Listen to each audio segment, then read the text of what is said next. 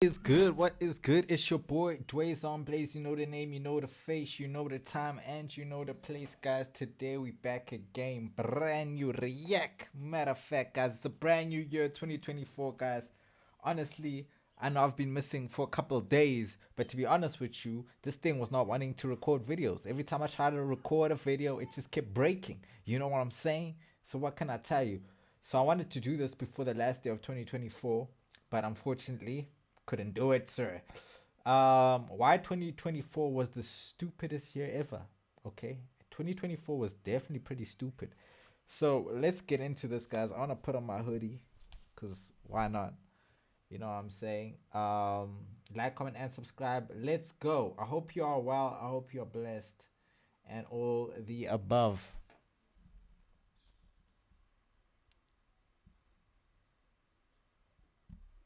Okay. 2024 has been an eventful year to say the least. From elections, assassinations and war to high-profile arrests, acquittals and breakdancing, 2024 has had it all. So let's explore these big events and worldwide trends that defined the past year, starting all the way back in January. While 2024 might have proven the old adage that change is only constant, when it first began, everything seemed like it might stay the same. While 2022 and 2023 had seen new wars, I just want to say nothing felt like it was gonna stay the same at all. The 2020s, every year has felt like it's just about to be some new crazy type shit happening. erupt, going into 2024, people weren't holding their breath waiting for peace. Lots of the old conflicts from previous years kept marching on. A year later, and the front line in Ukraine has barely moved, while the West Bank and Gaza Strip are still engulfed in conflict. The numerous lesser well-known civil wars across the world, like in Myanmar, faded into the background for everyone they didn't affect. The outlook for politics at the start of 2024 was different though. With elections scheduled across the world, including the UK, France and the US, everyone knew that there was a lot of potential for change. Taiwan was the first major country in line in what would become a rare event this year. Their incumbent Democratic Progressive Party won the presidency with over 40% of the vote. And this wasn't a complete victory though, with the DPP losing their majority in the Taiwanese parliament. Looking back on it now at how incumbents have fared throughout the year, they ought to be happy they didn't lose much more. This result could Come on, bro. Why you do this? Why? Oh, I can't. have had major implications for the future and China's increased aggression against the island nation. And while Taiwan was wrapping up their election, the US political machine was still getting started. In February, Biden won his bid to stand for re-election in the Democratic primaries, facing very little opposition to his ticket. This was despite clear health concerns, of course. Even though the media denied it, everyone could see it. In January, a prominent professor gave Biden a 75% chance of living through a second term. A month later, that's crazy. 75%, like, that's generous, but still crazy, bro. Like, it's actually crazy how Biden conveniently dropped out the race right in the crucial moments, you know, and Trump was able to take it. Very strange, I tell you. And the special counsel investigating his use of classified documents described Biden in much less favorable terms. While he found no wrongdoing on Biden's part, he did conclude that Biden had significant memory issues and limitations. And this was just one warning sign amongst thousands, but they all seemed to fall on deaf ears. Even at this point in the year, many Democrats felt it was too late to change candidates and impossible to convince Biden to step aside. Meanwhile, Germany became one of the first countries in the EU to legalize cannabis possession and use. Yes, While the country sir. has been de facto legal in countries like the Netherlands for decades, Germany became the first major economy in the bloc to write it into their laws. While legislation could potentially bring in billions in tax revenue and cannabis is almost certainly less harmful than other legal drugs like alcohol, it still had its critics who wondered what the proliferation of the drug might do to Germany as a whole. Depending how it all goes over for the next few years, this could be the start of a wave of legislation across the continent. I just want to ask though, like, why is it such a thing that people always question? Oh, what will happen if we legalize weed? I don't think it's gonna be any different from what it is now. It's not gonna be any different, bro. People treat weed like it's legal now, so why would it be any different? Like, it's legal obviously in a lot of places, but I don't know. I just don't see why people worry about that. Like, alcohol is basically the same thing. It alters your mind, even worse than weed. Weed's not gonna have you speeding down the highway at 140 miles per hour, you know, trying to be a hero. Alcohol will do that, but the world still goes on, no? So In March in the UK, the government blocked the sale of the Telegraph Group, one of the major newspaper companies, to a UAE-led business consortium. It came as a shock considering the 40 UK has sold pretty much everything of value over the past few decades. Whether it's luxury properties and land rights in the capital, huge estates and tracts of land in the countryside, or even the biggest sports teams and leagues, the UAE and other foreign interests have bought up all of the UK. But the UK government decided to finally draw the line at newspapers and the media, although how long this will last remains to be seen. In April, we then saw another big election for the world, this time in South Korea. The country operates a system similar to the US, with parliamentary and presidential elections separated by years. The winner of the previous election was hoping to gain a majority in parliament. So far, with a powerful opposition party in control of the National Assembly, he'd been unable to truly govern. Unfortunately for him, his party failed to achieve a majority, seemingly sealing his fate as a placeholder president. A week later, in India has also had an election with nearly 1 billion people registered to vote, and while Modi's ruling party lost some seats in parliament and the opposition to his rule got a lot more organised, he still remained in almost complete control of the country. The ongoing proxy war in the Middle East was also heating up in April as well, with Iran and Israel directly launching missiles and drone strikes at each other. While Iran's attempts rarely got through Israel's air defenses, Israel was able to effectively strike Iran at will. It compounded with their other victories against Hezbollah and Hamas, both organizations funded and armed by Iran, but it also led to a mass wave of hatred towards Israel. But of course, for most people, it wasn't just the election and wars that defined this year. For many in the video games industry, 2024 was just the continuation of a collapse that had started a year earlier. Plummeting sales, mediocre games, and a lack of easy investment has led to a wave of cutbacks and redundancies across the industry. Yo, everything has been mediocre. Games, music, movies, like dancers in 2024. Everything has just been bleh. So, here we are in 2025. Hopefully, it's going to be better.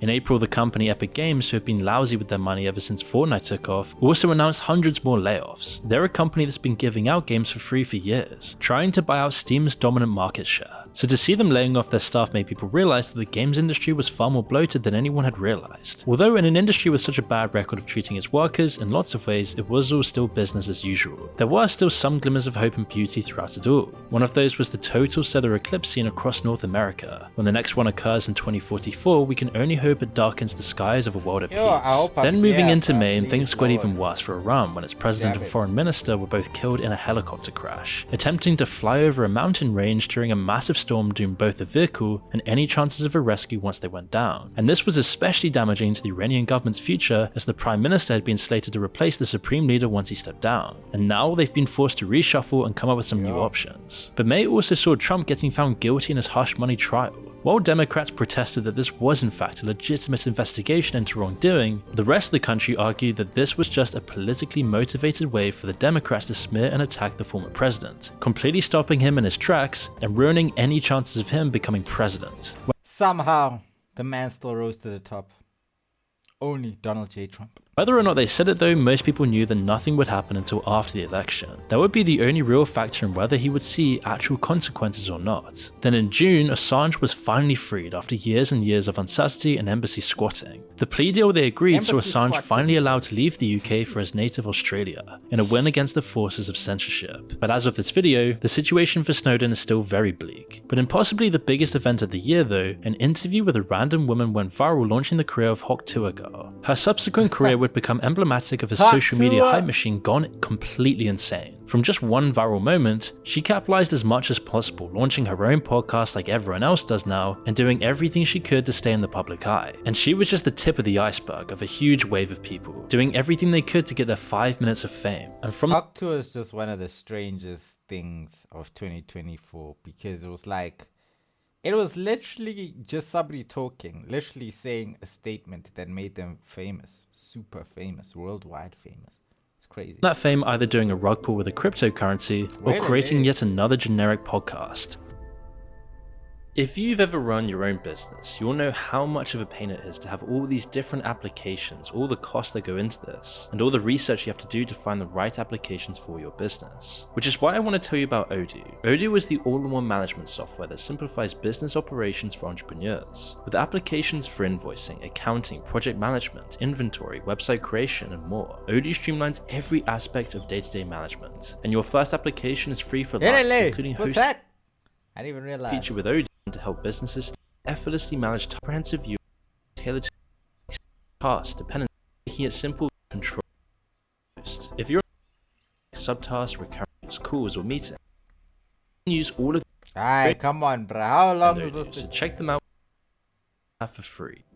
Disney then saw their worst failure in a year of disappointments when The Acolyte released to awful reviews and terrible viewership. For many fans, it came as a final nail in the coffin for Disney's Star Acolyte. Wars and the general treatment of their franchises. While the rest of the year would see some success for Disney, it wasn't really their own doing. Pixar and Deadpool's enduring popularity prevented a complete disaster later on in the year, of course, but their habit of grinding their properties into dust did seem to Deathpool and Wolverine? Bro, I've been so untapped, bro. Untapped, bro. But people keep telling me it's Deadpool and Wolverine, and I'm like, bruv, I keep thinking that they're losing their mind, and it says here Deadpool and Wolverine in one movie, bruh. Why? Why is that a thing? Okay, well, okay. to finally catch up to them in 2024, and was a final wake-up call for the studios. The US election was also heating up again with their first presidential debate. With nowhere to hide, Biden's health problems and faltering speech were now on full display to the public, and all Trump had to do was watch as his opposition crumbled right in front of him. And I'm going to continue to move until we get the total ban on the total initiative relative to what we're going to do with more border patrol and more asylum officers. Even with such a dismal performance, it still took nearly a month for Biden to actually step down and let Kamala take over the ticket. By then though, it was already far too late to make a difference on the final result. While people's eyes were certainly on America's election cycle throughout the year, July saw both France and the UK reach the end of theirs. First, in the tail end of June, France went to the polls for the first time, with a second election held shortly after to finalise the results. It wasn't an election that legally had to happen. Macron could have technically waited years for the next one, but politically he had to act, and the people of France grew their hatred towards the establishment. Earlier on in the year, right-wing candidates pretty much swept the EU's parliamentary elections. Macron's long-term presidential rival Marine Le Pen gained a massive amount of power, and Macron had to shore up his position in response. In the end though, the results weren't really to anyone's liking. Yet again, France had a hung parliament, and Macron's centrist party lost even more power while both the left and the right gained support. An election that just showed how much division and hatred there is in France between both parties. And an election that was meant to solve France's political stability ended up making things even more polarised.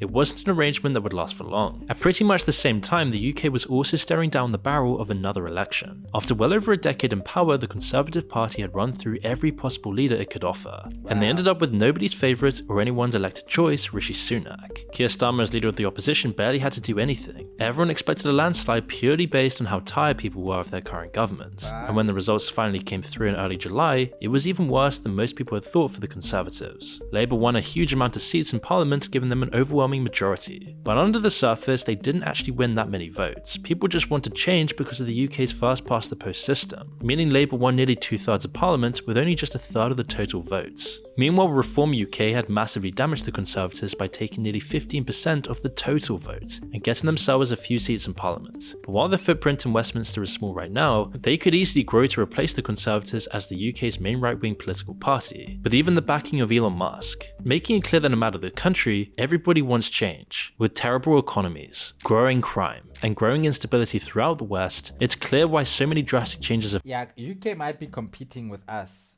in South Africa with crime, bro. happened this year. July also saw an event that should have had a much more lasting impact in the news, but almost faded away with everything else that happened in the year. At one of his election rallies, an armed gunman climbed up onto a nearby roof and attempted to assassinate Trump. We all saw the footage, the bullet missed by just millimeters. One gust of wind or one minor shake of the gunman's hand decided the fate of the world in that moment, and who knows what could have happened if he hadn't missed. It's fairly certain that America's political tension would have boiled over into all-out chaos, and it was a complete disgrace that this happened from a security perspective. But luckily he survived, and then as July turned into August, the Olympics started up in Paris and dominated. I don't believe that security didn't have that covered. I just believe that, honestly, let me not say, YouTube will, you know what they'll do. But let me put it like this. I believe there was a conspiracy there. I don't believe that Trump was supposed to make it out there, and I think people knew it. I don't think he was supposed to make it off that podium alive, and I think that people knew it. Everybody knew it. Whoever knew whatever would be happening. to the world's newsfeed for weeks. The recent elections were still fresh in people's minds, and politics immediately found its way into the event. First, there was the shockingly terrible opening ceremony, and its parody of the Last Supper, which angered the entire world. Then there was China's intervention and the silencing of Taiwan, banning all mention of their country flag and national identity from the Olympics. Russia's exclusion from the event entirely also detracted from the overall competitiveness, in spite of the good reasons for their ban. But even with those things in mind, the quality of the competition and the dedication of the athletes easily shined through. It gave people a welcome break from the political Not the breakdancer though. chaos of the past few months, even with all the bogus political virtue signaling that was forced into the event. However, far more people remember Turkey shooting silver medalist and his lack of equipment than remember the political controversies. In fact, the most negative thing that people remember was Australia's amateur breakdancer, which they entered into the newly created Olympic event. Nobody Yo, the problem with this is why they canceled the whole thing because of her. Just because of one person, they canceled. They said, breakdancing never again, mama, never again. They said we're never having this shit again. Why? Look at this, the quality that we've received. Bro, everyone else was not that bad. It was her. Okay, some people were not great, but like she was just terrible. She was trolling, bro. She found her way in here. This was a joke. I'm sorry. should condone the harassment she received, but it's also not wrong to face up to reality and call a spade a spade. September would then prove to be but also it's not her fault, bro. It's whoever like vetted these flippin' breakdances. There should be some entry rounds or something. You can't just pop up to the Olympics and be like, hey, let's get it, bro. Nah, bro. We gotta test you before you pull up, bro.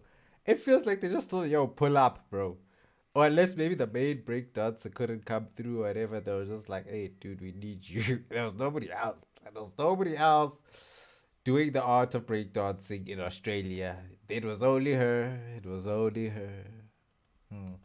incredibly big month for the music industry, although not in a way that most people expected. Earlier in the year, Kendrick Lamar and Drake's public feud had brought some deeply disturbing allegations to light. This month would prove though that Drake's alleged crimes were far from an isolated incident. P. Diddy had suddenly come into the news for a story of his depraved parties, the freak-off parties, completely pulling the veil back on how disturbing Hollywood and the music industry really is, especially at the upper echelons of the industry. Yeah, Cat Williams told us, guys, that hey, we will find out some things this year. And with Diddy, I don't think it's anything new, those of us who know Diddy. But it's never been brought to light, obviously, the way it has this year. Oh, last year, sorry. Still think it's 2024, it's 2025. This is a 2024 recap. In March, police had raided the rapper's LA mansion and found a treasure trove of drugs, weapons, and reportedly over 1,000 bottles of baby oil. And suddenly all the people connected with P. Diddy, which was a huge chunk of the American elite, were now shaking in their boots. And the controversy really started when an ex-partner of the musician accused him of using his position in the industry to exploit and abuse her. She described a world of predatory parties, where women would be coerced, drugged, and forced into performing depraved acts. The case was settled out of court the very next day, but it would turn out to be only the tip of a very large iceberg. Over the next few days, more and more allegations added up, eventually leading to the rapper's arrest on the 16th, which we made an entire video on earlier in the year. We could easily see lots more crimes exposed in the industry over the next year, as it seems the top of the celebrity industry has some very disturbing secrets they're desperately trying to hide. A similar veil was also being lifted in the influencer world, as Mr. Beast, who enjoyed years of interrupted dominance in the YouTube world, suddenly found himself in hot water, as earlier in the year allegations were made accusing him of workplace abuses and shady behind-the-scenes practices. We all knew nothing was going to happen to Mr. Beast, though. All they did was chop off his friend. What is it? Mikey. What's the friend's name? The one, you know, the numbers, the letters one. Yeah, and then Beast carried on, bro. Unfazed and unscathed. Especially concerning the issue with one of his friends. While the whole situation is a mess and we don't really know what the truth is here, it would prove to be a turning point in Mr. Beast's reputation online. A reputation that seemed almost indestructible. Whether or not this is legitimate though, that's up to you. But it was clear that people were losing patience in his brand with the release of Lunchly. The Lunchables inspired product was seen by most as a blatant low quality cash grab designed to dupe his younger audience. When people bought them, lots of people found they had already gone moldy and the supposed health benefits. Why would you buy cheese and this type of stuff from like a pre-made pack? It just seems weird to me. Like, this is the type of stuff you buy normally, like, and then you put it in a lunchbox. Like, I get you too lazy to do that, but dude, look at that cheese right there. Looking crazy. Wow. Wow. They advertised didn't really stand up to closer inspection. Angry responses to criticism from Mr. Beast's business partners Logan Paul and KSI really didn't help the matter either. Although in the grand scheme of things, the fact that they all teamed up together, all these three rich bastards, all teamed up together, put all their money and millions together, and that's what they came up with. That was the joint super venture. That was the end result. Nah, come on, bro.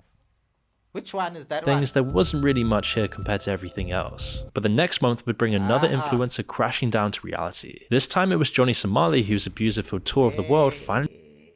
Welcome to Melon, South Africa's first fully digital network with no contracts, no stores, and no...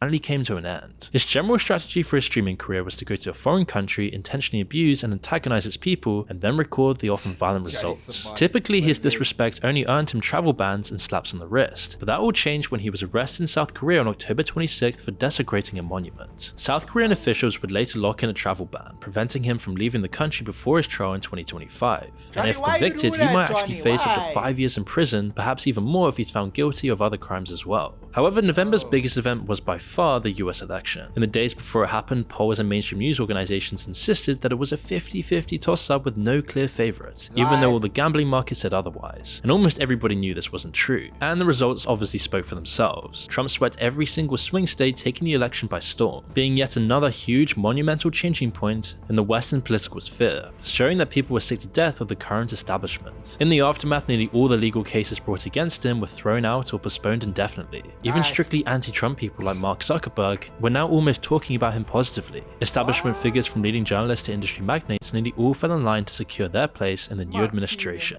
And the consequences of this are too large to know, but only the next 4 years will give us the answer. Hopefully for America though, this will go some way towards mellowing out the political division that's plagued the country for years. But for the rest of the world, there will be a lot of consequences as well. The Ukraine war, which has been raging since 2022, will most likely see an end soon, as Trump's indicated that he's dead set on bringing this to a close at the negotiating table. It's also big for Europe, as December saw France's imbalanced government finally implode and Macron's pick for PM get ousted. And it's really unclear whether Macron will be able to hang on to whatever power he has left, or if Marine Le Pen will swoop in to take advantage of the chaos. Germany's government is all but guaranteed to collapse sooner rather than later, with its snap elections expected early next year. And at the same time, Justin Trudeau has had massive amounts of pressure to step down, with almost all of Canada now hating their Prime Minister, leaving both Europe and Canada without any strong leaders as Trump comes into power, giving him a very strong position to negotiate from within the political bloc. 2024 was the year that showed us how much the world is really changing. From the political and geopolitical establishment to people's anger and frustrations. Trust in the entire financial system, our leaders, our culture is at an all-time low.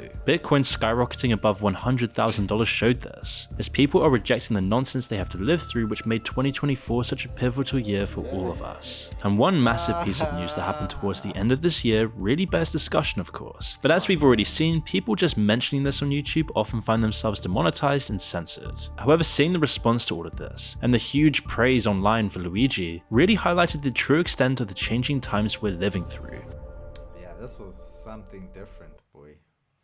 Density is a tool to record your DJ set and master it after. Density connects to DJ decks to record a set. Yeah, well, it's now 2025. I hope you're good. I hope you're still alive. This has been a long one, so I'm not going to ramble on. Yeah, I don't really know what to tell you guys. Blessings for the year. I hope you achieve all your dreams. We love to say these things at the beginning of the year, but you know, let me sit up straight and talk to you direct, right?